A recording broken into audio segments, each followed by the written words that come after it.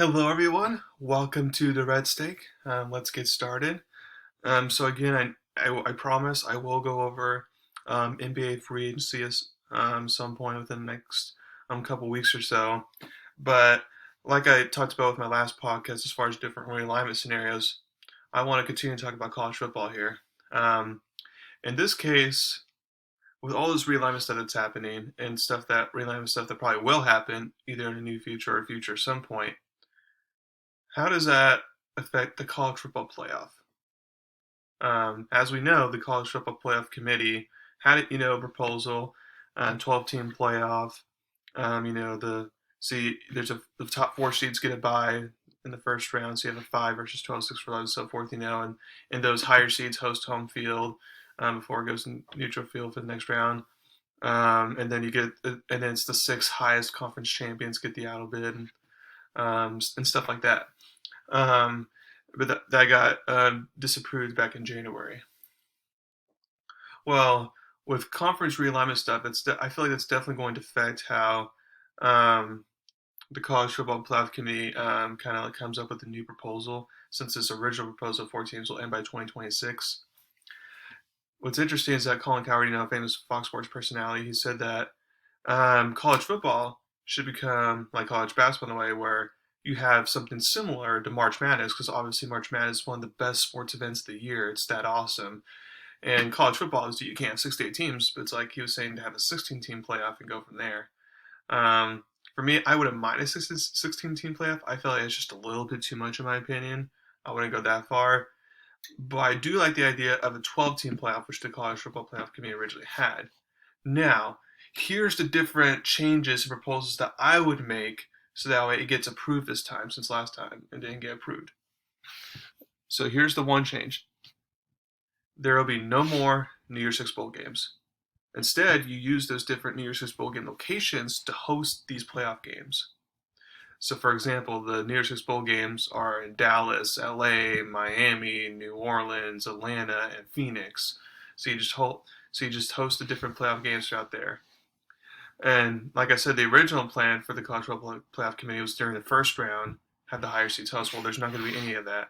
I know that's similar to the NFL and the NBA, where higher seeds host. But if you want to think March Madness style, college basketball style, all those NCAA tournament games are on neutral court, not at the higher seed.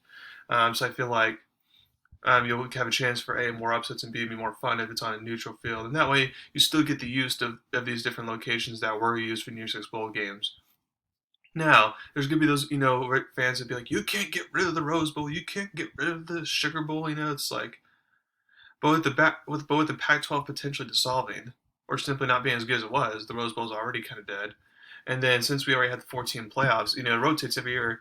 So out of the 6 New Year Bowl games, 2 of them don't have any meaning because they're used for the playoffs basically. So it's like basically at this point, instead of just using it for 2 and rotating every year, you're just using it for all 6. So to be honest, New Year's Six Bowl games are already dead. Um, and then here's the second change. Each power conference, I'm not saying P5 because I'm not sure if it'll be P5 by then, but each power conference gets an auto bid. You know, uh, that's like college basketball. Conference get auto bid, and then for the G5 conferences, I feel like instead of having it be the 6 highest conference champions like the college football playoff committee proposed earlier, just go with what it is right now, where the highest ranked group of 5 team gets an automatic bid to a New Year's Six Bowl game. Well, in this case, they get an automatic bid to the playoff. Because not multiple G5 champions are going to be deserving of a playoff spot. So you can't do exactly like college basketball, where you give every single FBS conference a playoff spot. It's not how that's going to work. But you at least to include the little guy, the smaller guys, especially the way things are going today in realignment, it's like at least you get the little guy a chance by giving the highest one of the little guys a chance to be in the playoffs.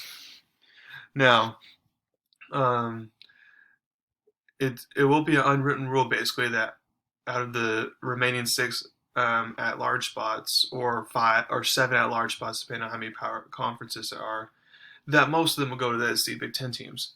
And you may not like that, but the best conferences in college basketball get more teams. Like the Big 12 had like 7 teams, Big 10 had 9, ACC had 6.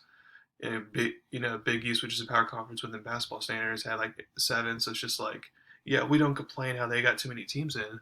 We think it's all fine, because again, in the college basketball, every single conference gets an auto bid, so no one's being left out. So therefore, we don't mind having 9 teams from the Big Ten get in. So I feel like in this case, it's a similar case here. It's like, yeah, you want the at-large bids to be distributed more evenly, but it is what it is. Now, I would judge the at-large bids. I would judge them based off non-conference schedule, because obviously conference rating schedule is going to be different, because SEC, Big Ten are going to be better than the ACC, Big 12. But if you go non-conference schedule, it's like, okay, did they try to be aggressive? Did you just load up on FCS teams or bad G5 teams non-conference? Because stuff like that, is factors to determine there.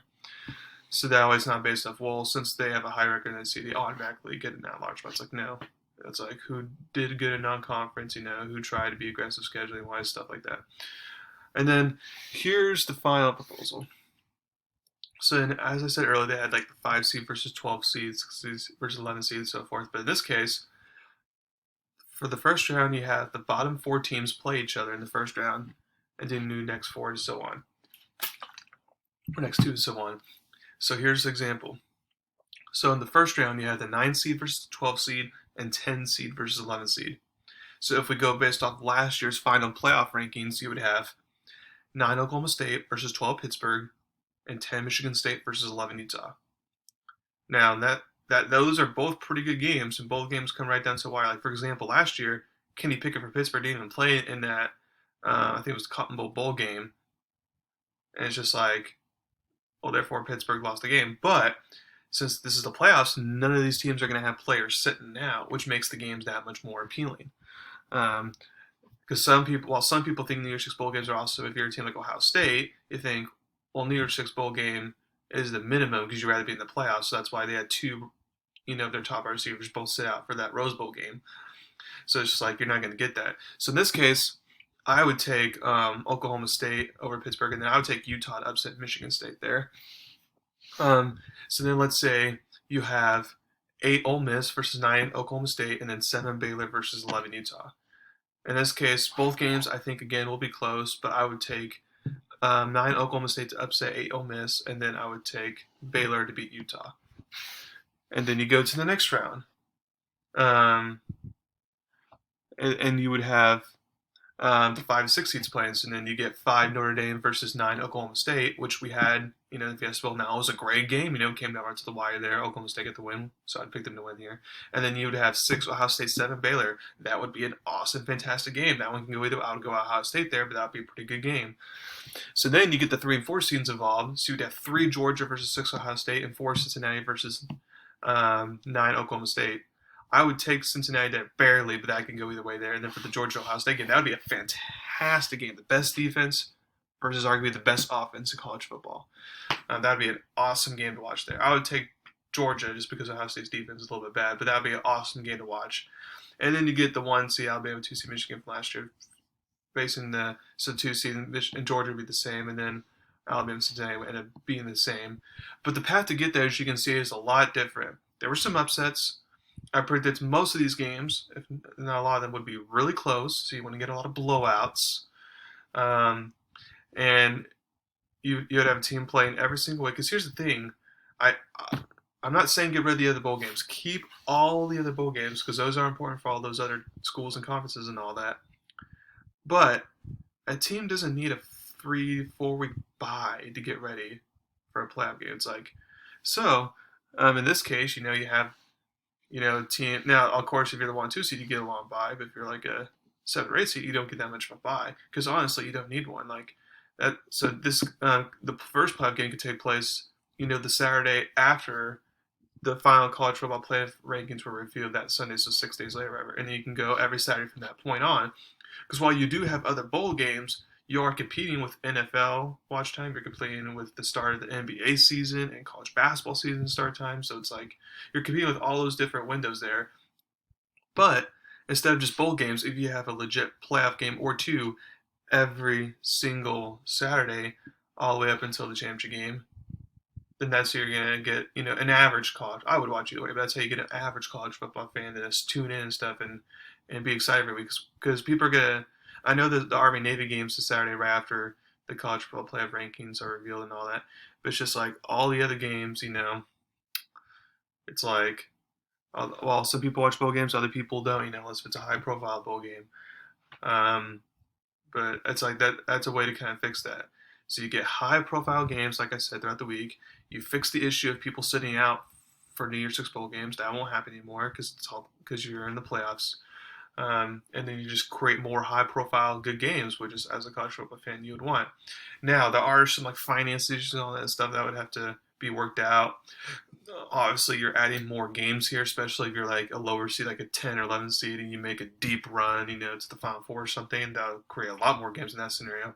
Um, but if, but otherwise, I feel like it's definitely a scenario that could work out. I hope the college football playoff committee can come up with something similar to that, or at least come up with something new to kind of make it, like Colin Cowherd said, feel more like March Madness, college basketball, and all that. Because and you include the little guys, you include all the power conference stuff, but that could also be good to where realignment, if realignment does happen more in the future, and we assume it will, that we have a college football playoff structure that can handle that type of realignment.